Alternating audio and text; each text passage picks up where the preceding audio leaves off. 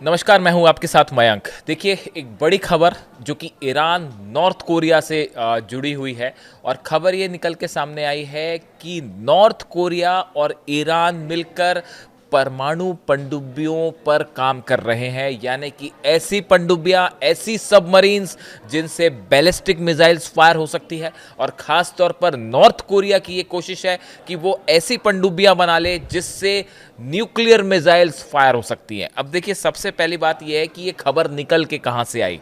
कई बार आप पूछते हैं कि इसका सोर्स क्या है, हम सोर्स भी रिवील करेंगे आपको।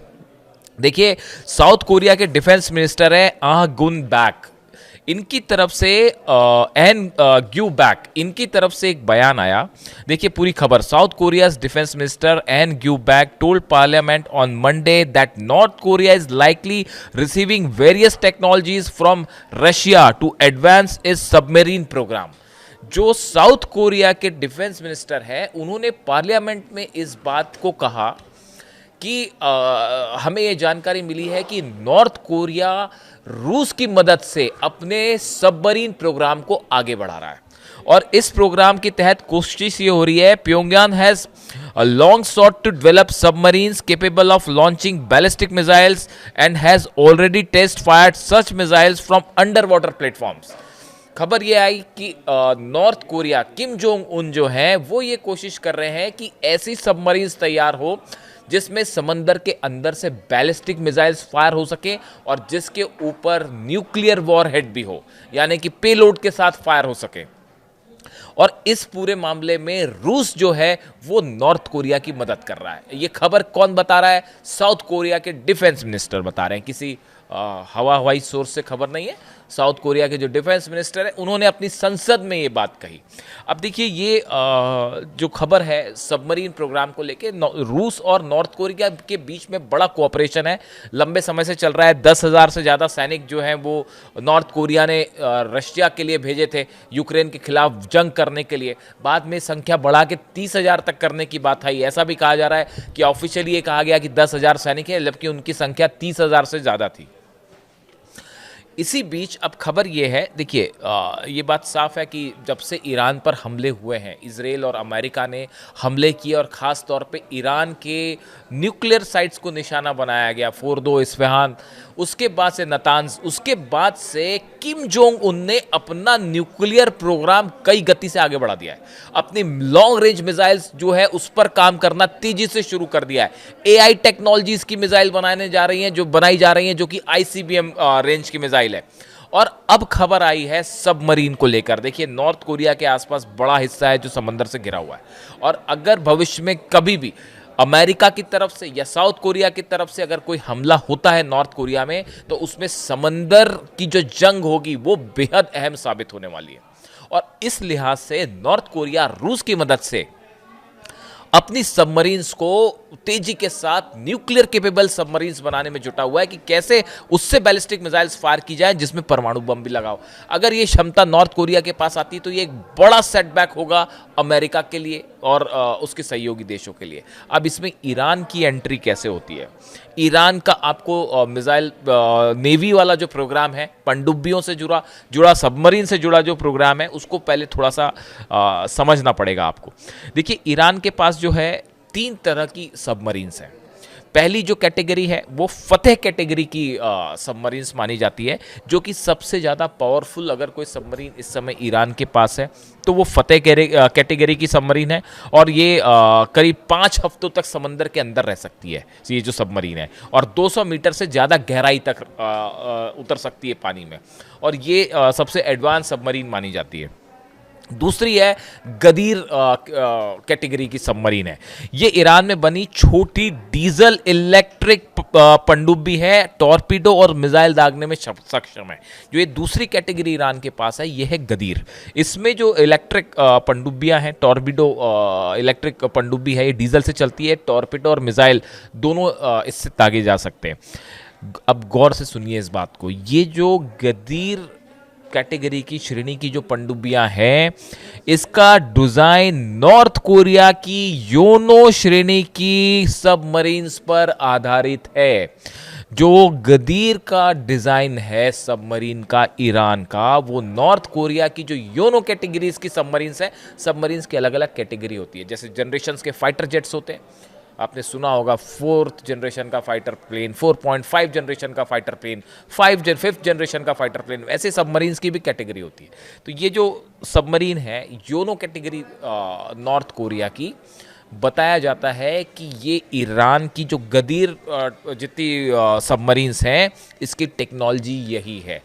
नॉर्थ कोरिया और ईरान के बीच में बड़ा सबमरीन कोऑपरेशन चल रहा है। इस तरह की खबर पहले भी आई है और एक बार फिर इस तरह की खबर आई। देखिए, एक और तीसरी हम कैटेगरी की भी बात कर लें, ईरान की पनडुब्बियों की पूरी बात हो जाए। तारिक है, ये तीसरी श्रेणी की पनडुब्बी है। इसमें 3 पनडुब्बियां शामिल है जिन्हें बारूदी सुरंग बिछाने और मिसाइल लॉन्च करने जैसे स्ट्रेटेजिक मिशंस में इस्तेमाल किया जाता है। इसमें जो है, जो समंदर में आपने देखा होगा फारस की खाड़ी में जब भी ज़रूरत पड़ी तो ईरान वहाँ पे समंदर में जो है बारूदी सुरंगें बिछा देता है, ताकि दुश्मन देश का शिप अगर अंदर आए तो मुश्किल में पड़ जाए। ये काम ये तारिक श्रेणी की पनडुब्बी करती है। और ईरान लगातार अपनी पनडुब्बियों की इस तरह से क्षमता बढ़ा रहा है ताकि उससे बैलिस्टिक मिसाइल्स लॉन्च हो सके। और टॉर्पीडोज तो होते ही हैं लॉन्च, बैलिस्टिक मिसाइल लॉन्च हो। नॉर्थ कोरिया के पास ऑलरेडी ये टेक्नोलॉजी है और वो एक कोशिश कर रहा है कि वो जो बैलिस्टिक मिसाइल है उस पर न्यूक्लियर पेलोड्स भी लगा दिए जाएं। उस टेक्नोलॉजी को हासिल कर लिया जाए कि समंदर के अंदर से आपने मिसाइल दागी और वो न्यूक्लियर केपेबल मिसाइल हो। ये नॉर्थ कोरिया जुटा हुआ है, ईरान अपनी बैलिस्टिक मिसाइल्स को आगे बढ़ाने में जुटा हुआ है। इन दोनों की मदद को लेकर बड़ा खुलासा जो साउथ कोरिया की तरफ से हुआ है, डिफेंस मिनिस्टर की तरफ से हुआ है, उनका कहना यह है कि रशिया जो है वो नॉर्थ कोरिया को टेक्नोलॉजीज प्रोवाइड कर रहा है। और जिसके बाद जो एक्सपर्ट्स के बीच में वॉर इंडस्ट्रीज में इस तरह की खबर है कि ये जो टेक्नोलॉजी रूस से नॉर्थ कोरिया और नॉर्थ कोरिया से ईरान, ये इस पे ऑलरेडी काम होना शुरू हो गया है। बड़ी सारी चीज़ें देखिए, आपको ये बात समझनी पड़ेगी। अभी ईरान ने जो ICBM टेस्ट किया वो ICBM था। हमने सबसे पहले हमारा नेटवर्क हमारे इस वीडियो में सबसे पहले हमने बताया कि ये ICBM टेस्ट है। जिस तरह से उसकी तस्वीरें सामने आई, जिस तरह से हमने देखा उसकी ऊंचाई, उसकी स्पीड, उसकी उसने जो ट्रेजेक्ट्री अपनी फॉलो करी, उसको देख के ये साफ था। कई सारे एक्सपर्ट्स से हमने बात की, उन्होंने कहा कि ये जो है मोस्ट प्रॉब्ली ICBM है। बड़े गौर करने वाली बात है, ईरान ने कहा था कि इस ICBM में हमने AI का इस्तेमाल किया है। उसके चंद दिनों बाद नॉर्थ कोरिया में किम जोंग उन का बयान सामने आया कि वो जो ICBM बना रहे हैं, और ICBM उनके पास ऑलरेडी है, वो एक एडवांस वर्जन की ICBM बना रहे हैं, उसमें AI का इस्तेमाल करना चाह रहे हैं और वो AI से कैपेबल होगी। अब ईरान की भी मिसाइल AI कैपेबल होती है और 4 दिन बाद बयान नॉर्थ कोरिया से आता है कि साहब हमारी भी मिसाइल AI कैपेबल है। अब वैसे ही ये पनडुब्बियों को लेकर बड़ा कोऑपरेशन शुरू हो चुका है। और आप देखें, जब से ये जंग ख़त्म हुई है उसके बाद फिर से जंग की तैयारी में ईरान जुटा हुआ है। रोज़ हर दिन ईरान को पता है आज नहीं तो कल हमला करेंगे। इस बात को लेकर बिल्कुल क्लियर स्थिति है ईरान के मन में।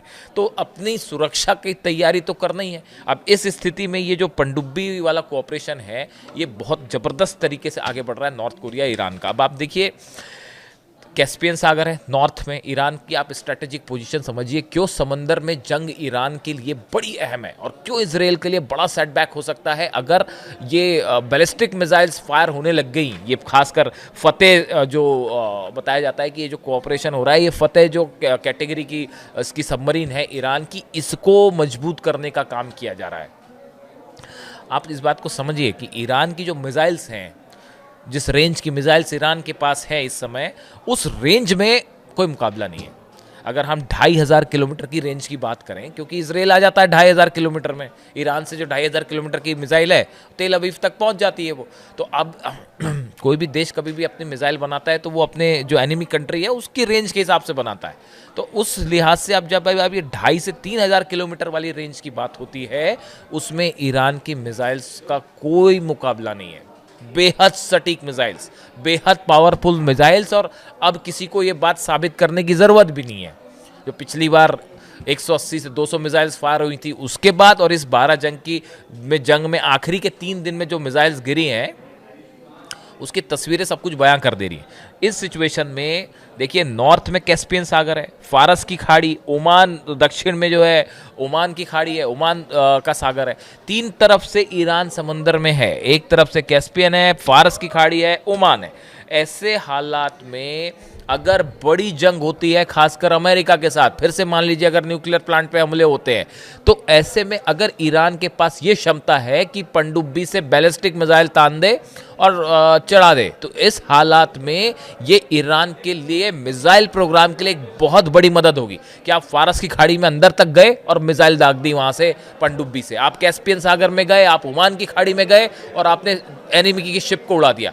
इस लिहाज से ये जो कोऑपरेशन नॉर्थ कोरिया और ईरान के बीच है, जो कई एक्सपर्ट बता रहे हैं कि रूस ने नॉर्थ कोरिया की मदद की और नॉर्थ कोरिया अब मदद कर रहा है ईरान की अपने सबमरीन प्रोग्राम को आगे बढ़ाने के लिए। अगर ये हो जाता है तो वाकई ये ईरान के लिए एक बड़ा मजबूती की बात साबित होगी और इजराइल और अमेरिका दोनों के लिए बड़ी चुनौती होगी, क्योंकि खासकर ओमान की खाड़ी, कैस्पियन सी और फारस की खाड़ी के जरिए ईरान को निशाना बनाना मुश्किल होगा और अगर हमला करते हैं तो ईरान अपनी पनडुब्बियों से जवाब देने में सक्षम होगा। इस लिहाज से ये समंदर में जो कोऑपरेशन चल रहा है नॉर्थ कोरिया और ईरान का, ये बेहद अहम हो जाता है। इससे जुड़ी जो भी जानकारी होगी आप तक पहुंचाएंगे। वीडियो कैसा लगा ज़रूर कमेंट करिए, हम सब कमेंट पढ़ते हैं आपके। Thank you so much.